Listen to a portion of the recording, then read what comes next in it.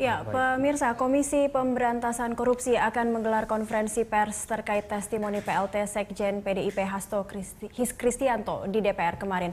Dan sekarang ini langsung saja kita ikuti konferensi pers dari KPK.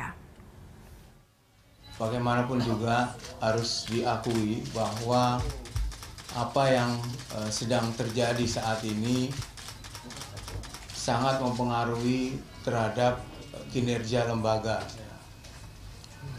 Maksudnya KPK. Ada beberapa hal yang ingin saya sampaikan karena dari pagi tadi ada banyak pertanyaan yang disampaikan ke kami terkait dengan beberapa hal. Yang pertama adalah mengenai munculnya informasi yang kemudian kemarin didengar oleh Komisi 3 dari Saudara Hasto, dan juga ada satu lagi yang saya lupa namanya siapa, yang kemudian Pak Zainal, yang kemudian memaparkan foto-foto yang kemudian dikomentari juga oleh anggota Komisi 3 yang terhormat. Jadi sejak awal kami sampaikan berkali-kali bahwa KPK zero tolerance ya terhadap kesalahan-kesalahan, baik itu yang dilakukan oleh pegawai KPK maupun oleh pimpinan KPK.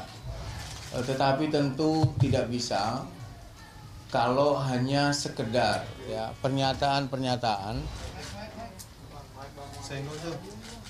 Tes.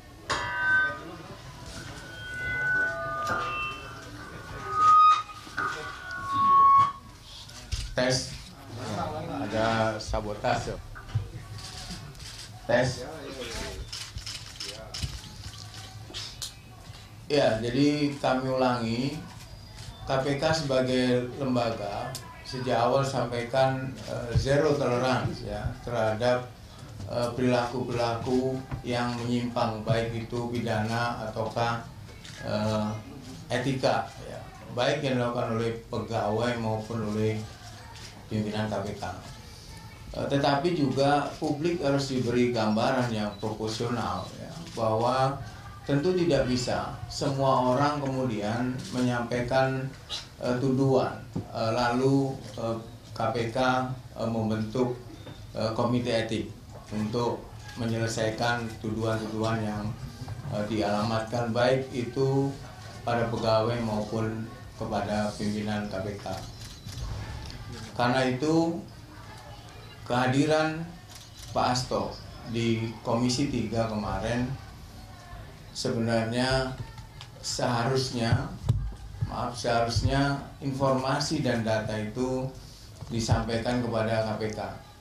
Sejak awal juga kita sampaikan apabila ada bukti-bukti yang firm ya, yang kemudian disimpulkan ada pelanggaran etika atau ada pelanggaran yang lain, tentu kami sebagai lembaga akan melakukan tindakan yang diperlukan ya, termasuk misalnya membentuk komite etik.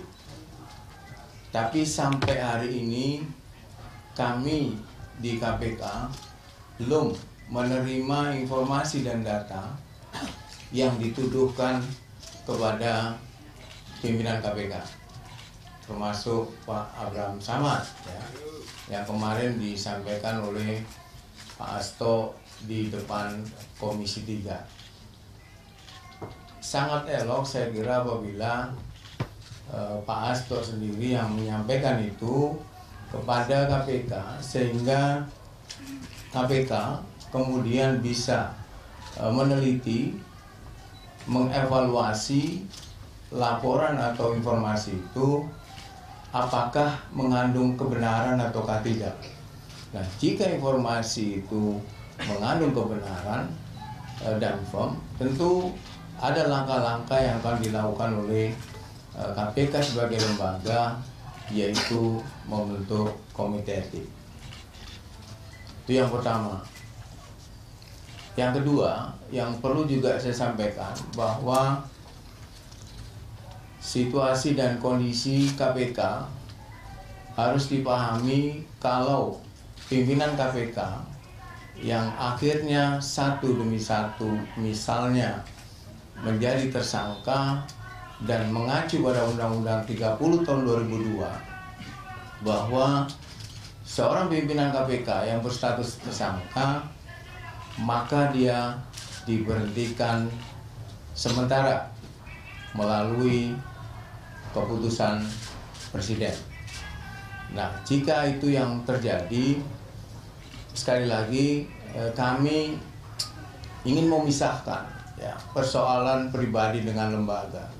Tetapi yang terjadi tentu akan berimbas pada lembaga KPK, karena jika pimpinan KPK satu demi satu menjadi tersangka dan kemudian dinonaktifkan, diberhentikan sementara, maka adalah sebuah fakta KPK tentu akan lumpuh.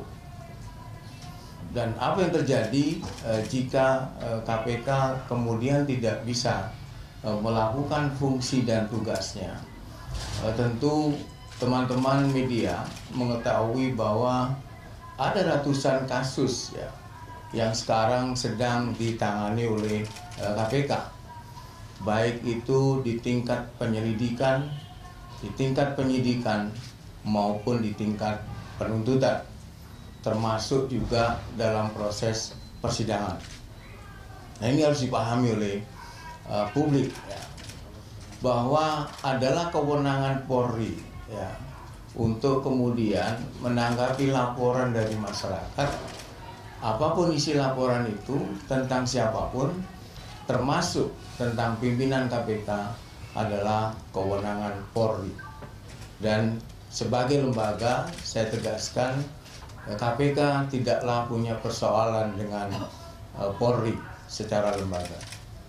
Ini juga harus diketahui, harus di-feeding informasi yang proporsional kepada publik ya, sehingga publik mengetahui apa yang terjadi jika hal-hal yang tadi saya sampaikan dialami oleh KPK.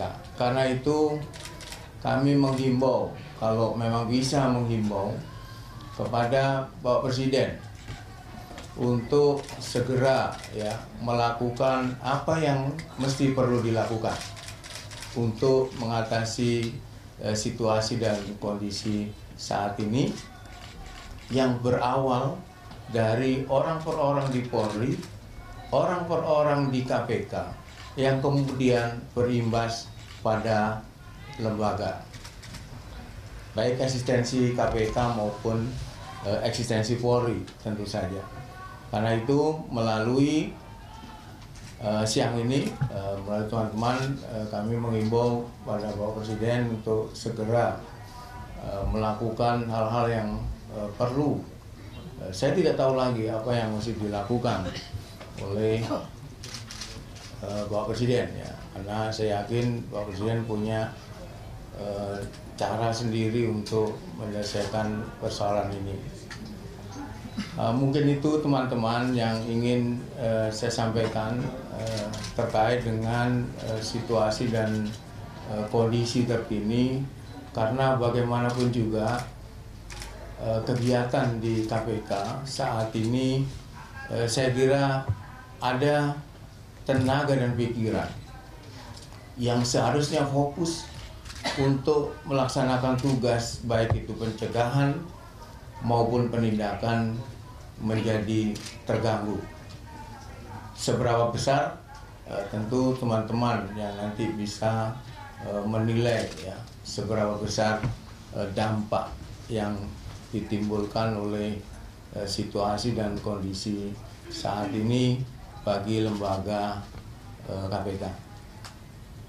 Demikian, kalau ada pertanyaan silahkan. Pak, sorry Bang, dari Bang, apakah saat ini dari pengakuan Hasto dan juga yang ini sudah dibentuk komite etik oleh KPK, dan apakah KPK juga meminta Presiden untuk bisa mengeluarkan PLT untuk pimpinan KPK yang saat ini sudah bermasalah? Terima kasih. Kalau pembentukan komite etik belum dilakukan, karena sekali lagi kami tentu tidak bisa melakukan itu apabila tidak didukung oleh data-data yang valid ya. Kita kan tidak tahu apakah data yang dipunyai oleh Pak Hasto itu valid ataukah tidak. Namun demikian, pengawas internal di KPK sudah bekerja ya. Tetapi kalau ditanya apakah dibentuk komite etik, belum diputuskan untuk membentuk komite etik. Lebih baik tadi saya sampaikan, dan ini berkali-kali saya sampaikan juga, Pak Hasto dengan dukungan bukti yang katanya sangat valid itu menurut Pak Hasto, silakan disampaikan ke KPK. Tetapi perlu juga saya sampaikan, tentu kami juga di pengawas internal sudah atau sedang mengumpulkan informasi-informasi yang dibutuhkan terkait dengan tuduhan-tuduhan itu. Demikian adanya. Ya, makanya tadi saya tidak tahu apa yang, karena sekarang kalau menurut penjelasan Pak Kabar Reskrim ya, kalau tidak salah saya dengar yang tersangka baru Pak Bambang. Pak Abraham sudah ada surat penyidikannya, tetapi statusnya belum tersangka. Saya tidak tahu apakah ini artinya tinggal setengah langkah lagi ataukah apa, saya tidak tahu. Tapi kalau ya ini yang tentu kita percaya pada seorang Kabar Reskrim ya, yang menyatakan itu kepada publik ya. Apakah kemudian Pak Abraham juga menjadi tersangka, lebih baik ditanya ke pihak kepolisian ya. Mas Yohan, masih terkait Hasto. Hasto kemarin di depan Komisi 3 menyatakan bahwa Abraham Samad ketika bertemu dengan dia menyatakan bahwa Abraham Samad ini telah membantu untuk meringankan perkara atau tuntutan untuk Emir Muiz. Apa benar Bang, seorang pimpinan KPK, satu unsur pimpinan KPK bisa mengintervensi gelar perkara yang ada di KPK? Ada dua hal untuk menjawab itu ya. Yang pertama adalah apakah benar yang disampaikan oleh Pak Hasto itu bahwa Ketua KPK menyatakan seperti itu. Nah, ini kan harus dites dulu benar atau tidak. Yang kedua, di KPK ini penanganan perkara itu diputuskan oleh semua pimpinan ya. Tidak hanya semua pimpinan, melalui gelar perkara, di mana gelar perkara itu dihadiri oleh tim penyelidik kalau dia masih dalam tahap penyelidikan, kemudian tim penyidik, bahkan juga di sana hadir direktur penyelidikan, direktur penyidikan, kemudian deputi penindakan. Itu diekspos, digelar ya. Disitulah terjadi perdebatan mengenai bahan-bahan yang sudah ada, apakah ini layak ditingkatkan ke penyidikan ataukah tidak.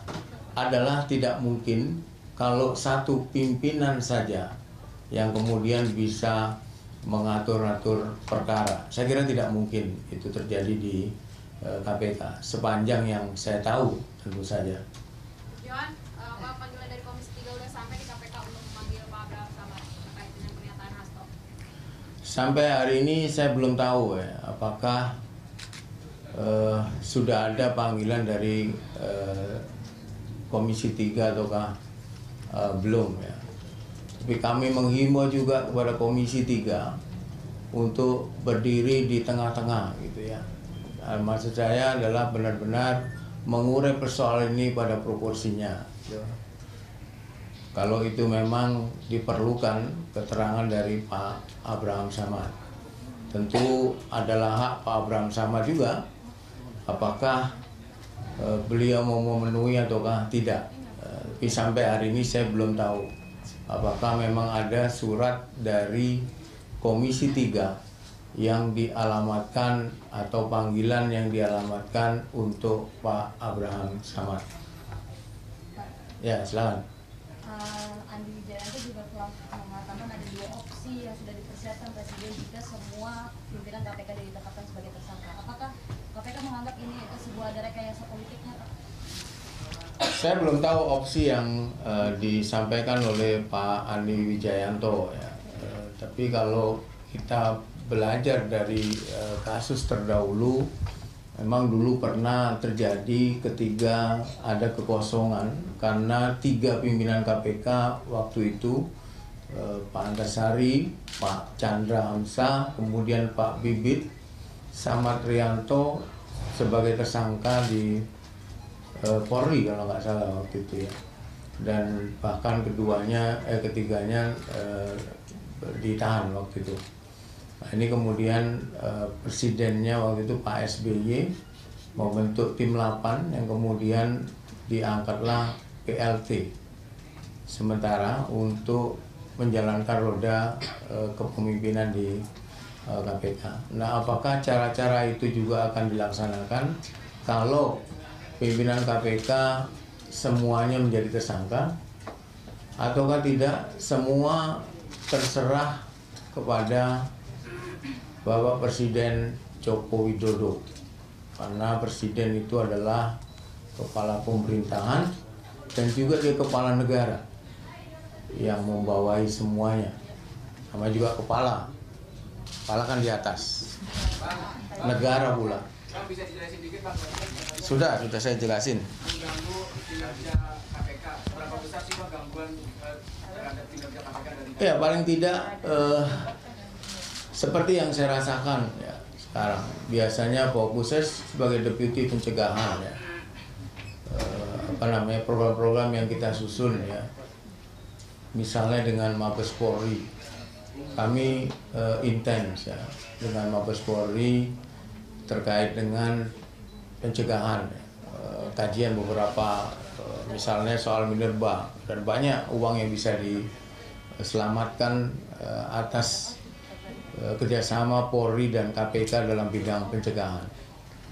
Tentu pikiran dan tenaga kemudian menjadi terpecah dengan adanya kasus seperti ini. Kalau nggak ada kasus ini kan deputi pencegahan nggak ngomong, nah, ini ngomong.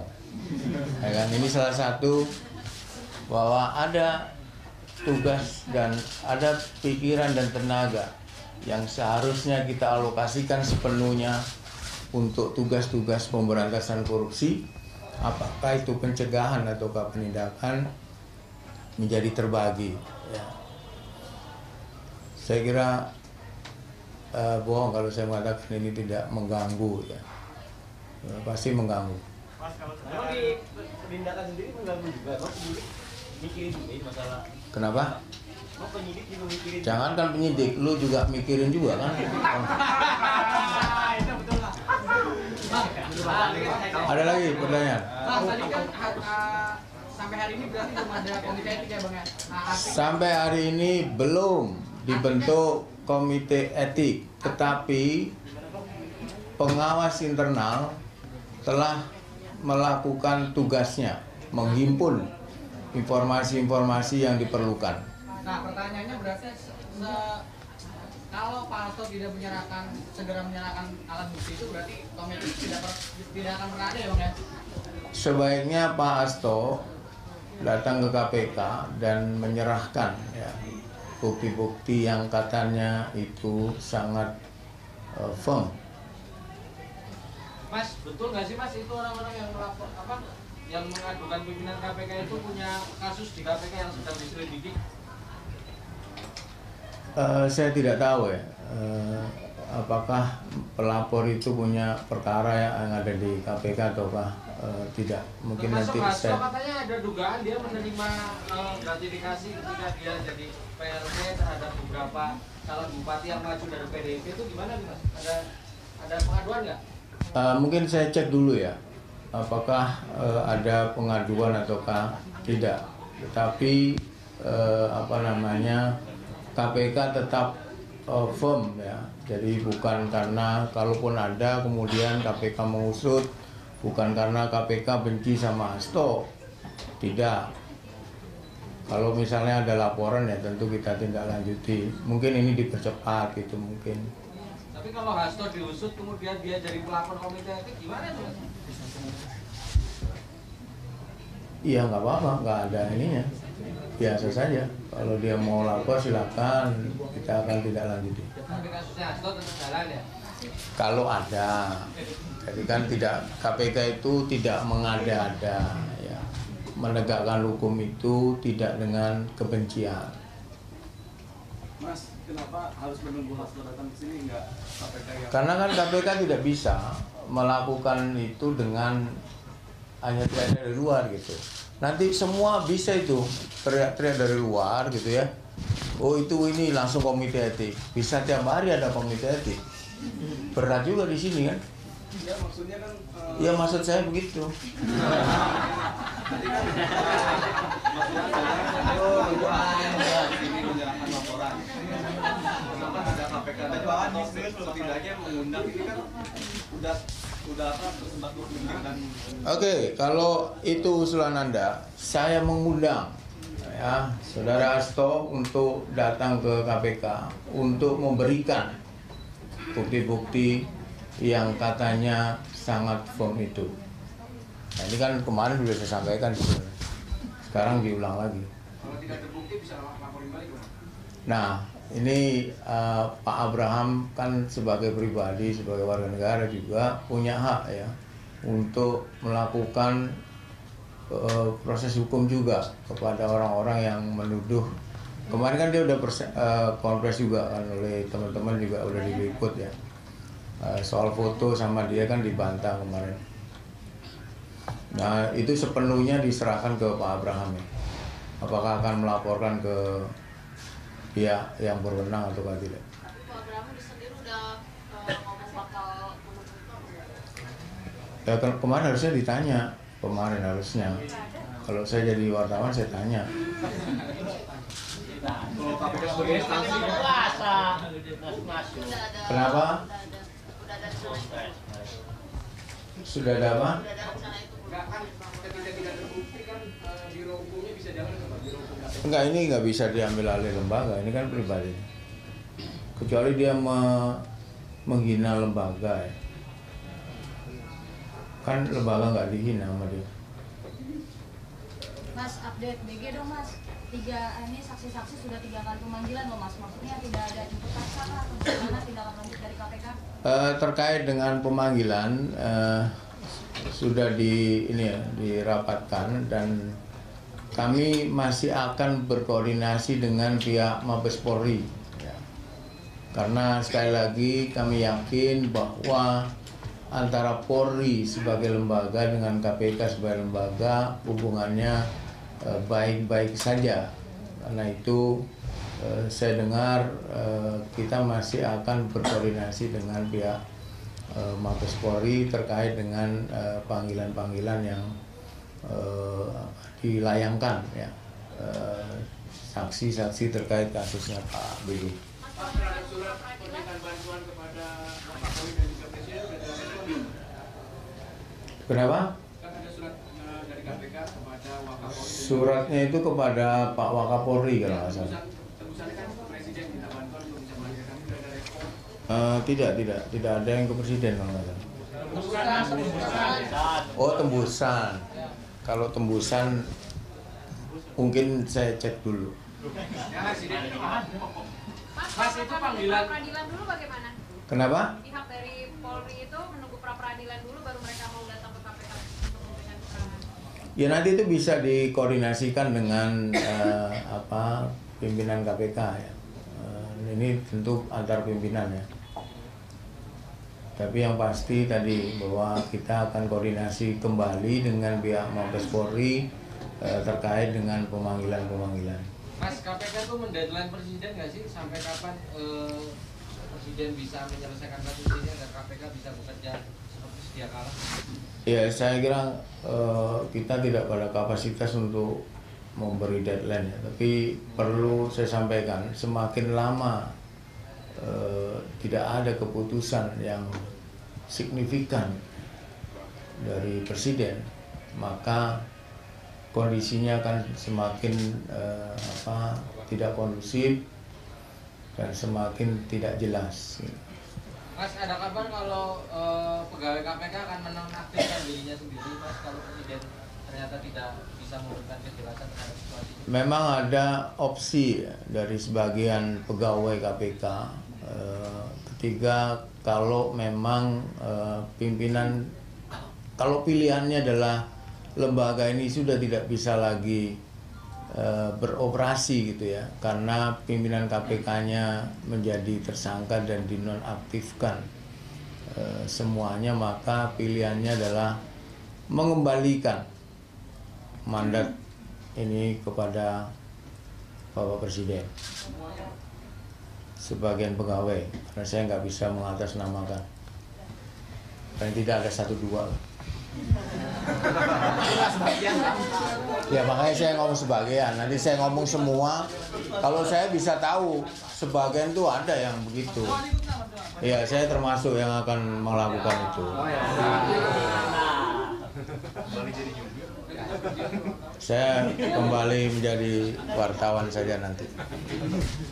Ada lagi? Mas, cukup? Kalau baik. Mas, kalau pilihannya seperti itu, kemudian KPK kan berdiri berdasarkan undang-undang. Apakah kemudian dengan pilihan yang cukup keras tadi, KPK seperti hendak membubarkan dirinya sendiri?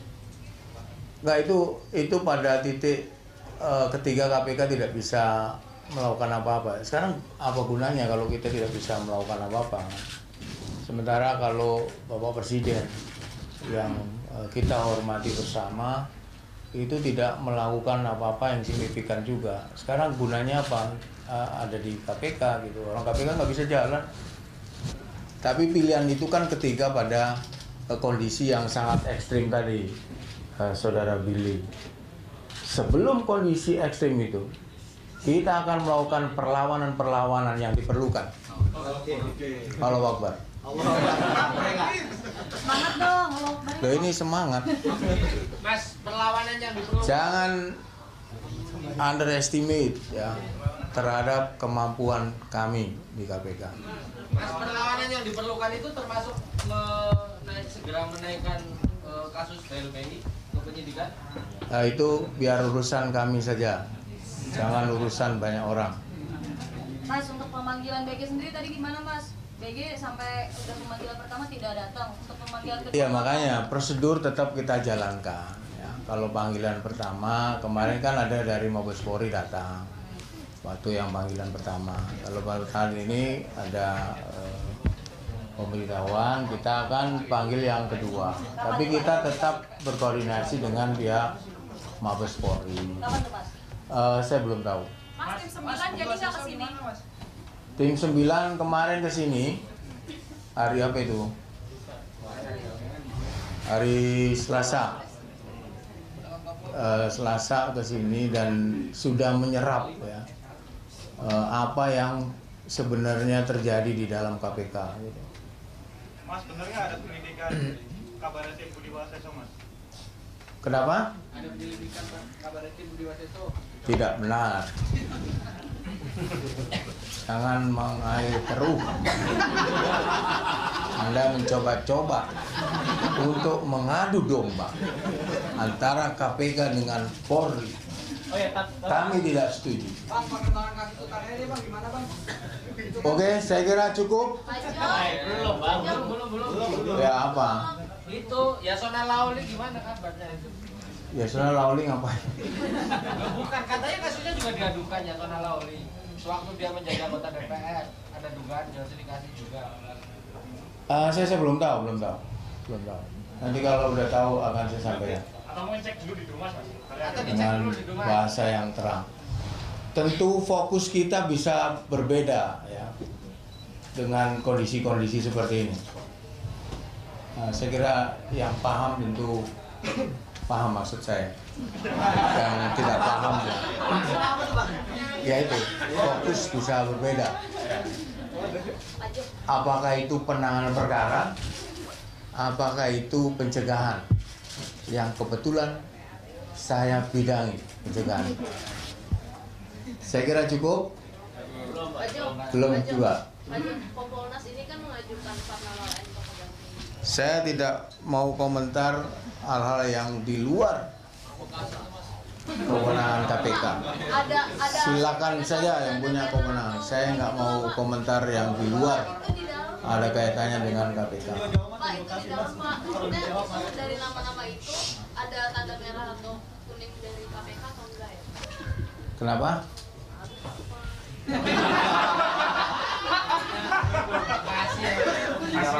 Ada yang lain?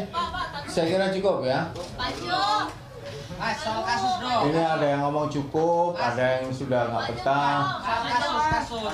Kasus apa? Dulu yang kompolnas itu kan Budi Waseso. Kasus apa? Ini kita sedang kembangkan ya, kasus-kasus yang tunggu aja. Mas, kan kemarin Teman-teman tunggu saja, dalam waktu seminggu 2 minggu ini akan ada berita-berita menarik tentang penanganan perkara KPK yang sudah jalan. Mas, kemarin itu kan sudah ditahan Mas. Sementara ada beberapa tersangka di KPK yang cukup prominent people, high ranking profile itu yang masih belum juga ditahan. Dan kemudian ada penjadwalan pemeriksaan guys terhadap Surya Dharma Ali. Apakah terhadap Surya Dharma Ali juga segera akan dilakukan penahanan sama seperti terhadap Sultan Batu Gana? Soal penahanan, penyidik tetap harus firm ya. Artinya tidak karena kondisi seperti ini kemudian buru-buru menahan orang, tidak. Kalaupun dia ditahan, tentu kebutuhan penahanan itu memang dibutuhkan ya. Artinya memenuhi dari hal-hal yang selama ini dilakukan oleh KPK, termasuk ke SDA ya. Juga tersangka-tersangka yang lain.